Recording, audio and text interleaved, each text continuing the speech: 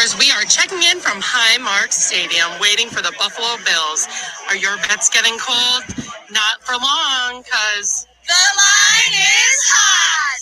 The best sports betting podcast around. Down life's a limit, kings on this court, ruling the game from the top of the world. Calling my name, no hesitation, just celebration in sight.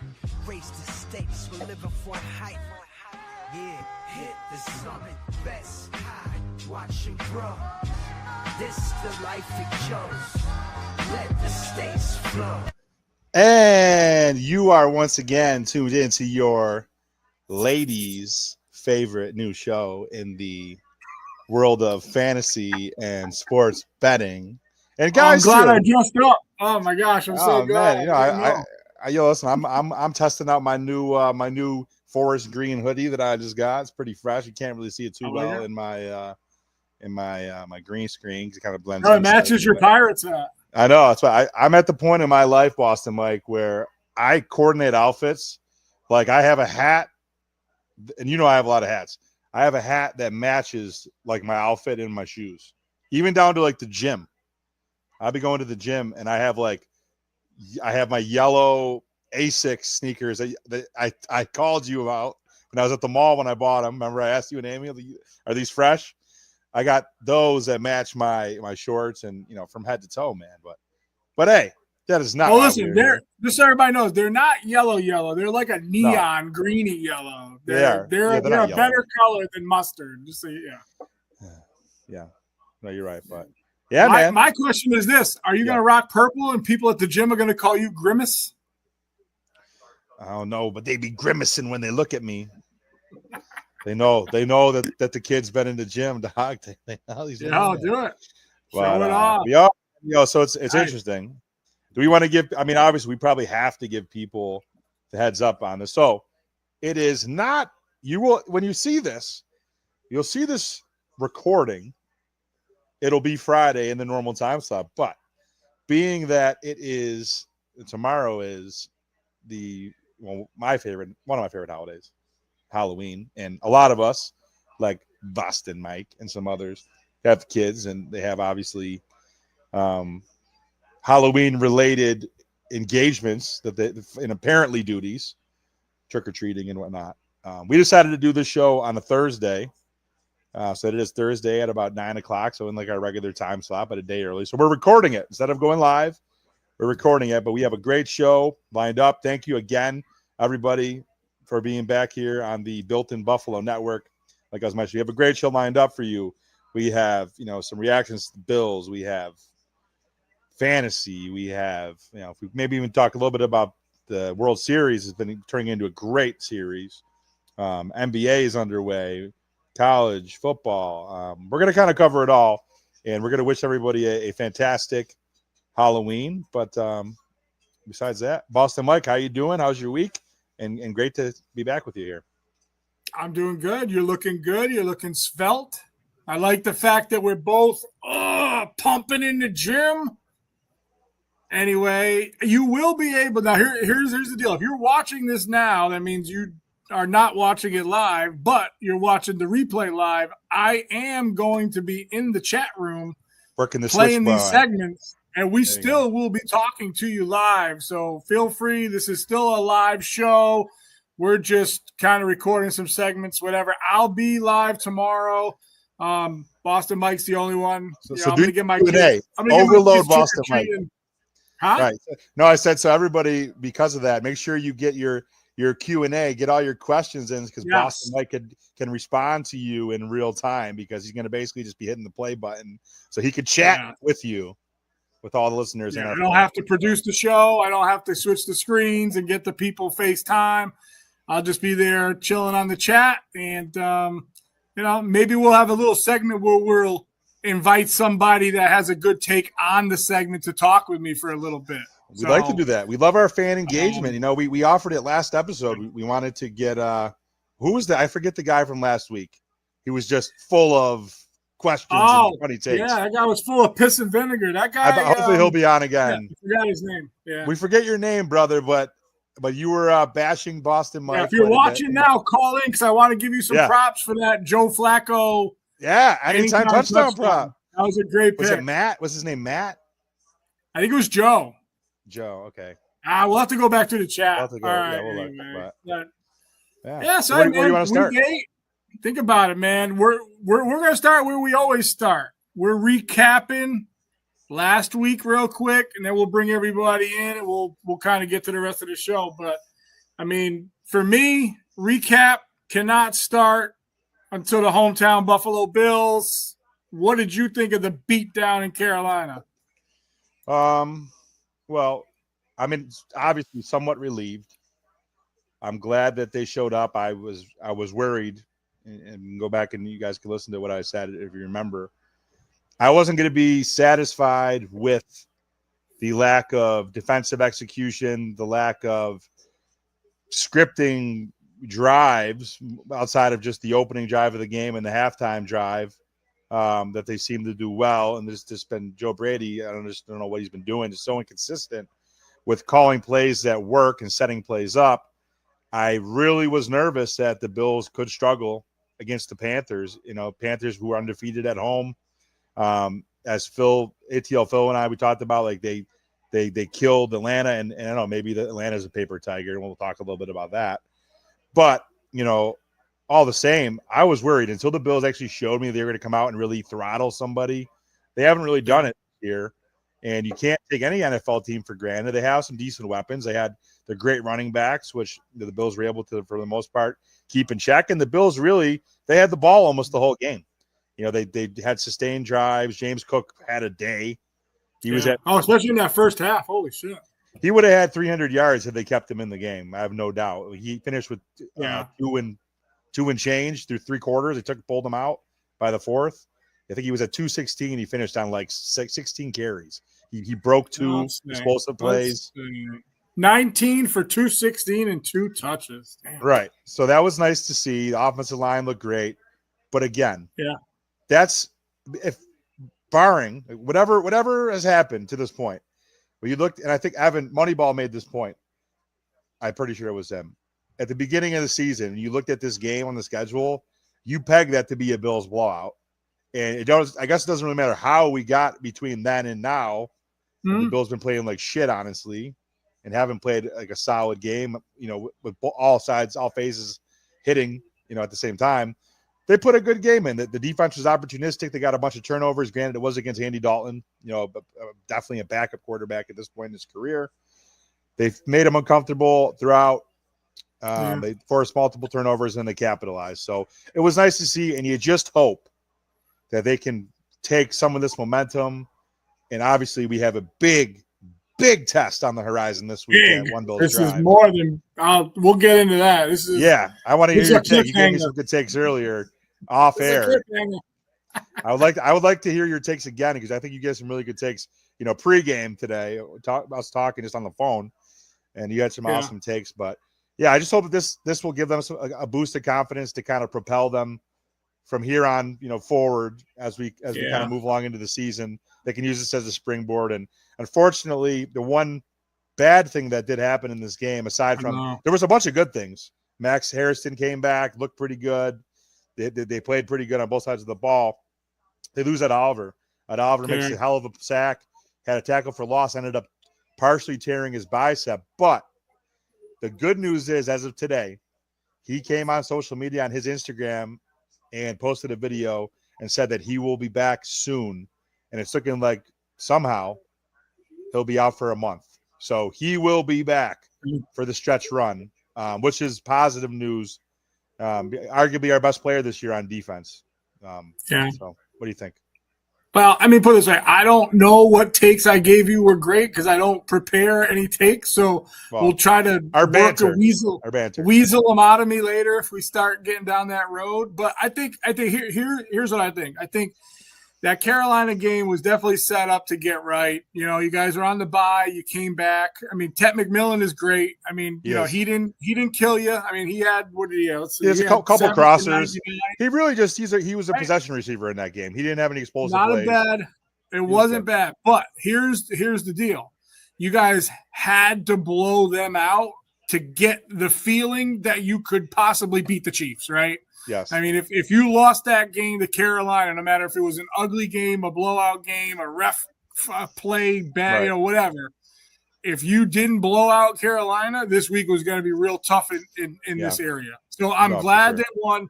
I think the whole point of the Bills being in that upper echelon is that, yes, they faced a couple good defenses on those nights, right? The Pats played good. They squeaked one out. The Falcons had a great game plan. They didn't adjust. But these are the games that good teams and great teams should win, right? So Yeah, absolutely. I tried to talk you off the ledge last week. Hopefully you're back on the ledge because obviously we have a stiff test, you know. Yeah. And it's funny if you're watching momentums, right? The Bills seemed like they had no momentum. Everybody was mad, and now they bounce back. Well, a little they're bit. going up. They're going up the roller coaster now. They're going up the roller Yeah. coaster at the bottom. Going So up. hopefully, and I'll explain to you guys later of why this is a must win, and not for the Bills players and you know, for seeding, and we'll talk about that anyway. But Oh. yeah, I don't know, dude. And then, you know, if you just go through like the week, like, you know, I picked Miami, right? I was the only one lone wolfed it. Miami. How the freak did Miami whoop That's fair. on Atlanta after Atlanta played so good against the Bills? So being the Pats fan that I am, I'm hoping that the Falcons are the paper tigers that you're talking about, and a win's a win for me, dude. I'm not too proud to take one. That was surprising to me. That amazing Jets comeback, and I'll tell you one thing: I was so close to taking the Jets just because of the congealing factor. I really Good word. felt with Good vocabulary. those bullshit comments by Woody Allen. Like I totally thought that Justin Fields was going to rally those guys. Now, Right. did I know my man Brees Hall? Thank you. I was wondering if you were going to mention him. What did he do for us? Thank you, Mr. Hall. This week, 3 finally. tutties in the fourth with a passing touchdown. His, For the game his winner. QBR was like 100, dude. It's 158 or whatever, 0.3. Oh, it was he's amazing. done nothing. He did nothing for us all year and then broke out for the 3 No. touchdown game. We needed that. Really But yet bad. they keep predicting it. I wonder who I know. these experts are who give these rank. Like Brees Hall is going to get 17 each week. They're 0-2, 17, 0-3, 17. They get behind so much, like they're just scrambling around. They don't have the ball. They don't have drives.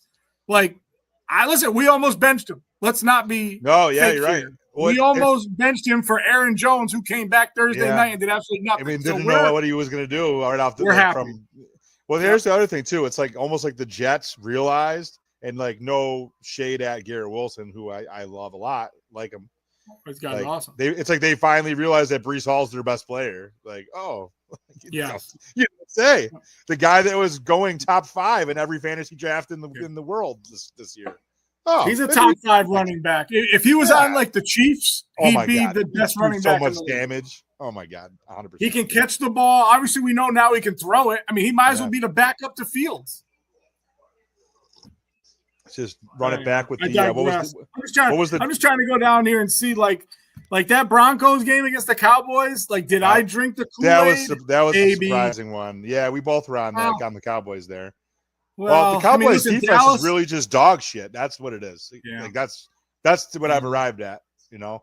Well, on the road, Bo Nix has won 5 in a row. They're tied for the hottest team in the league right now. I mean, I didn't realize that.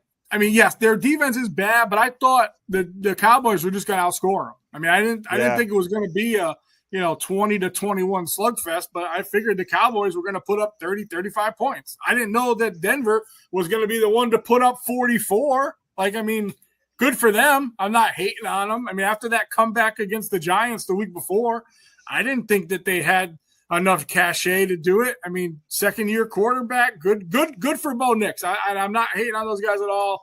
Yeah. I think I just might have overestimated the Cowboys a little bit. The Maybe. Colts. What can we say about the Colts, dude? We are so on the we've- Colts. I know. like, We've I'm thought that on the they were Colts, a bullshit team. I mean, well, as every week that's gone by, they've become less and less of a bullshit team and a merchant of not playing anybody. We said this last week, 2 weeks ago. They run the ball and they have a good defense. And Danny Dimes' career is invigorated. Like they're a playoff. Oh, listen, what do you have on? Jonathan Taylor was only 12 for 153 and 2 touchdowns. So when you're averaging 11 yards or 12 yards a carry, Right. Their old line it's is moving easy. people. It's easier to pass the ball. You know, I mean, Daniel Jones went for 272 and 3 touches. Luckily, my man Pittman caught one. You know, we got skunked on our anytime touchdown with Tyler Warren. Like, that sucked. He's been a good red zone target. I'm hoping he bounces back this week. I mean, listen, I totally thought the Steelers were going to put up a bigger fight for Aaron Rodgers. That didn't happen. Jordan Love came out, and our guy Tucker Kraft cooked some Kraft mac and he did good. Mac Listen, and cheese. our fantasy team had a day. Yeah, Everybody on our team put up like 20 plus points. Even DK, not DK Metcalf, DK. I know, I said that to you. I was like, we don't have DK. No, DK from Tennessee. But hey, I want to bring the boys in if we can. I have a couple questions for the guys. All right. ATL Phil and Well, Moneyball are here. Let's show the recap of the picks last week, and then let's bring the dudes in. Let's go. So, what up, boys? I will pat myself on the back yet again. Oof, things are getting tight. The scream face, I went 7. Week. Now listen, 7 last week is not the best score, but the problem is that I tried to get some sneaky underdogs that just didn't perform, and obviously we know, Evan over there knows when he tracks all these lines and how many underdogs should hit. That was the most favorites, in 40 years or something? What was it? Yeah, 40 years for the favorites to cover against the spread in 1 week in that entire crazy. time. So, It's crazy. I do have a question for you. Well, actually, I have a question really for both of you together and separately, or however you want to do it. So I was on last night on a pod with some guys from the AFC West. So covering, it was mainly a Chiefs guy. We previewed the game for this week, and then there's also a Broncos guy and a Raiders guy. They didn't have a Chargers guy for some reason. I don't know why. Maybe because they don't have any fans, as we know. But so 2 questions I'd like both of you to comment on. I'm Boston Mike too. So what I asked them was, this narrative with Bo Nix. Let's start with Bo Nix. Okay. I think a lot of us thought he's like the next quarterback, or one of the next quarterbacks, along with the Jaden Daniels pre-injury. These guys from last year that have shown a ton, and like that have the maybe the floor or ceiling, whatever you want to call it, I would say, to be like a top 10 quarterback in the NFL, like that next wave of guys. And we thought that he had kind of, I think, a little bit of a sophomore slump, at least at the start of the season. They're like, oh, well, Bo Nix ain't doing it this year. And all of a sudden, he's been on a heater. So one of the guys, actually, it wasn't even the Broncos guy, the Chiefs guy, a division rival, told me, he said, the way that he's playing now, and with the I said they have a credible amount of weapons that I'm jealous of, I wish the Bills had, was Sutton and our boy Troy Franklin, Mike, and the running backs and their tight end. They have Evan Ingram, all these guys that they have, and the way that he's been playing with their defense, the Chiefs guy said that they're definitely a Super Bowl contender. So what do you guys think about that, first off? And then, Phil, obviously we have to let you talk a little bit about your boys. We got to talk about the Falcons, about their performance and how they let a lot of us down on our picks. Like thereof. Yeah, so go ahead. However you guys want to take it. Yeah, you can take it. Yeah, I think Denver is definitely a Super Bowl contender. I think their defense is top in the NFL this year. Bo Nix is playing out of his mind, frankly. So, I like that pick as Denver being one of the better teams in the NFL right now, along with Indy. Indy's the same way. They're just a good all around team. And then my Falcons, man, didn't see that coming, bud. Honestly, I didn't. And around here in Atlanta, you hear it like Raheem Morris, like no pun intended here, but the seat is hot. So if he don't do something, if they have that same performance that they had this week against the Patriots, there's going to be things going down over in Flowery Branch. I'm sitting here feeling like Bills fans felt 2 weeks ago, right before the bye. We just don't know what's happening. Like we're not setting up any calls offensively.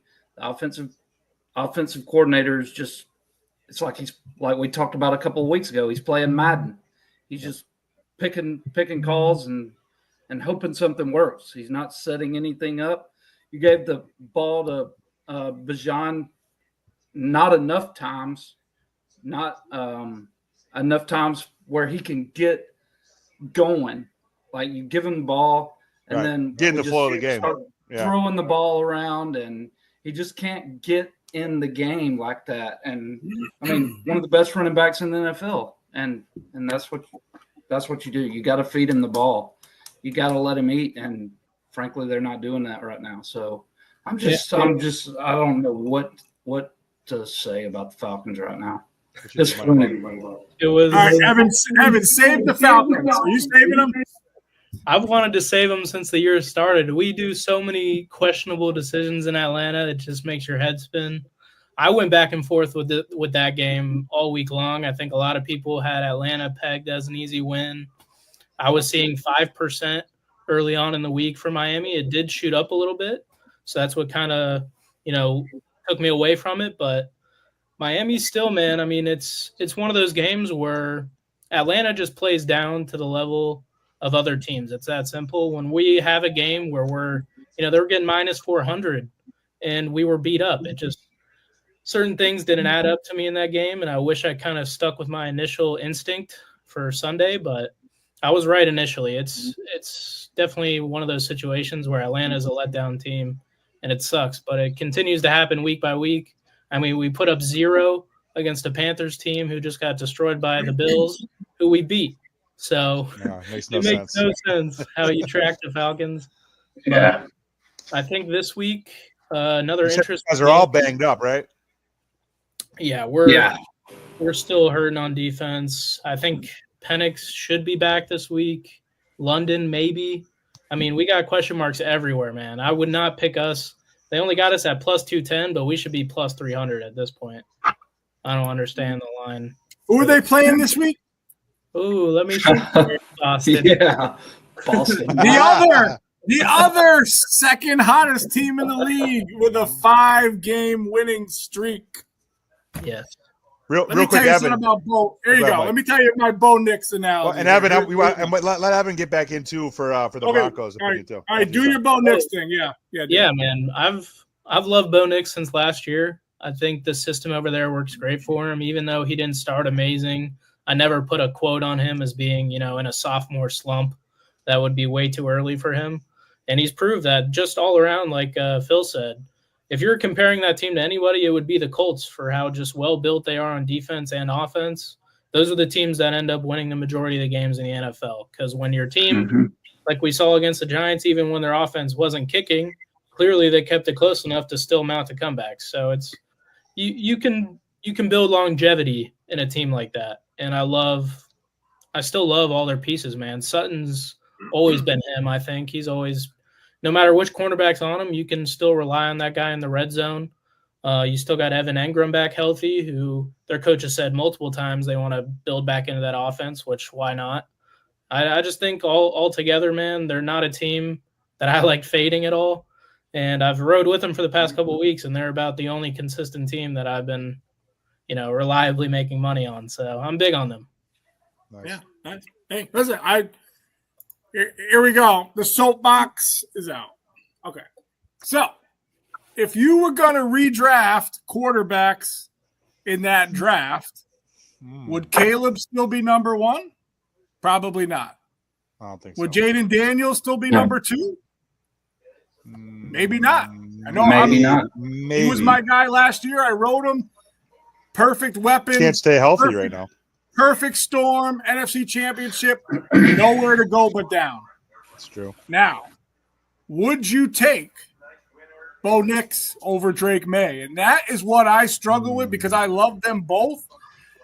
I think, and it's funny, I read an article the other day about how the Bears approached that draft, and I don't know if they didn't give Drake May a chance, but the story is that they went in playing the worst highlights of Drake May, I think talking themselves into picking Caleb Williams. I don't know, you had the first pick. I mean, you could have got whatever you wanted. But Bo Nix, remember, when he lost to the Bills after a great start in that playoff game, Sean, you remember that? start. Yeah. We looked at each other like, oh shit, this dude is for real. Yeah. And what did he have? What was he playing with? A broken back, right? Yeah. So at that point, when he comes in the next year, it's not a sophomore slump. I mean, he's just getting acclimated. The team's, kind of getting acclimated to itself. As every year is different. I think that's what I love about football.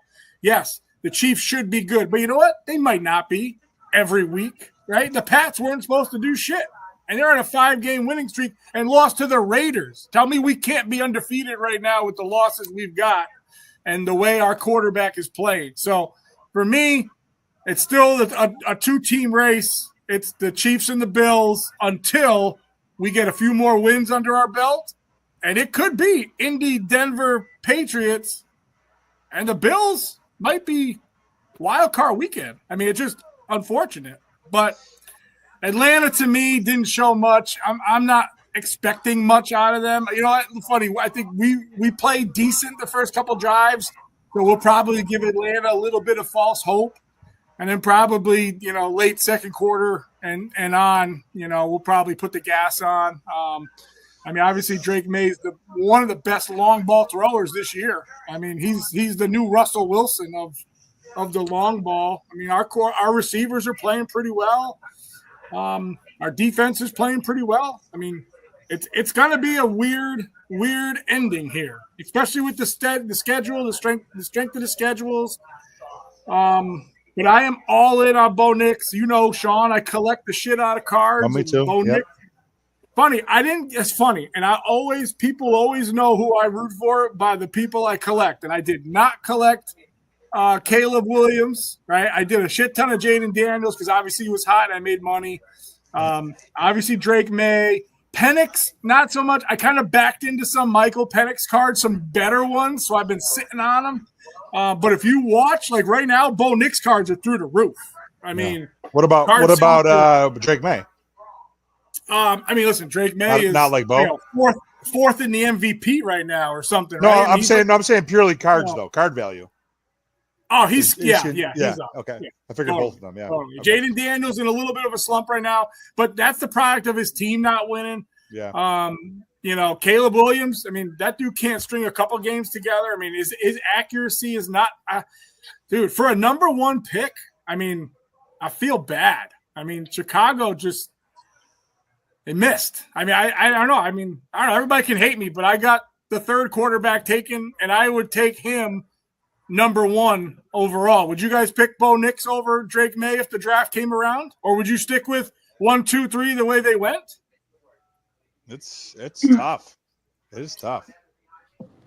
What do you think? Yeah, I think you got to look at specific situations for NFL drafts. I think Chicago came into it, hadn't really had a solid QB for so long, so you just kind of fall into the spot where you take the number 1 projected guy and make your city happy on paper. Does it actually contribute to the field? Williams has always been a doubter in my mind. I drafted him last year in my fantasy football team. I dropped him by like week 6. So I've never been that big on him since that. I think he does have those spots where, I mean, the man's got all the talent on the field in the world to work with. I think Adunze, last year they even had Allen on top, which they really didn't do anything with. I think they're just kind of a letdown team until, he really shows out. And the guys that have been consistent are the ones that are going to be driving up those prices on the cards. Makes sense to me. Yep. Yeah, for sure. I mean, Sean, let me ask you. I mean, what's your Bo Nix thoughts? I mean, I like him a lot. I thought that he had kind of an up and down first couple games, which you kind of alluded to with the injury, working his way back. But I mean, he's been gangbusters the last couple weeks. He had 4 touchdowns in the fourth quarter of that last game. So I think he's against the Giants. Yeah, he's outperforming what I think my expectations were. And I don't know if it was his stature. I don't know. I liked a lot of the other quarterbacks I think ahead of him. I still thought he was good, but he's surpassed my expectations. And I think he's solidified in my mind as a guy who could be a top 10 quarterback along with Drake May. I think those guys are right now 1 and 2 of the emerging second year guys. Yeah. That's just what I see. What is the hybrid thing overall? What is the hybrid honestly thing? They're protected. you got to think about that. These guys got great offensive lines in front That's of true. them. So they're protected. They have time to throw the ball. They have Is time the to- hybrid with us? Yeah, the Hold on. hybrid's with us. Of course he is. Hold It's a on. hybrid. Hold on. Where's Marcus? I am here. I am here, my guys. Can you hear me? Marcus. Yeah. I was getting my notes together while y'all was putting it on. Oh, Marcus, listen, I've been waiting to show you this video for Oh, you 3 got that. weeks now. Oh, yeah. What happened? Oh my God. Oh my God, Marcus, So thank you good. so much. I just need listen, I made this for you and I just haven't seen you. Play it, I and wanted- we'll go right to listen. commercial after. That'd be perfect. I wanted to say thank you for paying up Man your of his bet word. because your man SV still hasn't paid up. Oh, Still on the docket. He's still on deck. He is on deck. But listen, man, I had so much respect for you and what you did. I created this thing for you. So without further ado, my man, the hybrid. This is for the Summer Sports Live crew, the gang, for my loss, 100 push-ups. Let's do it.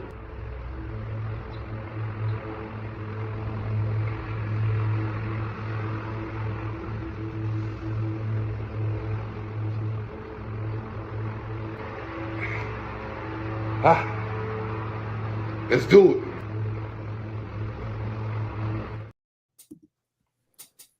So, Marcus, I classic. have to give you some applause. Let me find my Where's the applause. clap? here. You got it? I got it. There Thank you you, go. my brothers. Thank you. And we Thank play you, that guys. every episode, bro. We literally play that every episode. It's like a mandatory play that we do now every week.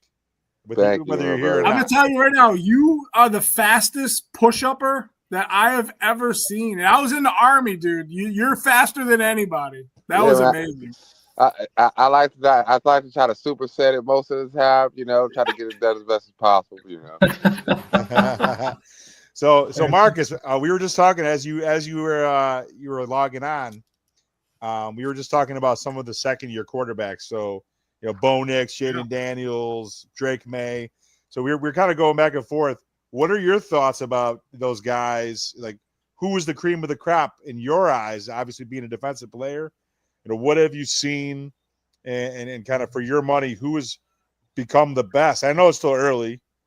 Caleb Williams has been kind of hit or miss, but what do you see from a former player's perspective on who looks to be like the main guy out of that class from last year? Well, you know what, guys? I had this situation kind of brings you back to while I was playing with the Jets. I had the opportunity of sharing locker space with Tim Tebow and Mark Sanchez, guys that were coming in, pretty young at that time.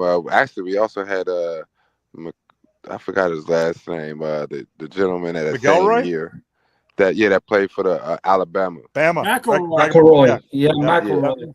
Yep. So I had opportunity of being around those guys. This kind of this situation or this quarterback class kind of symbolizes in terms of notoriety, in terms of swagger, in terms of kind of being the overall quarterback following up a great class of quarterbacks.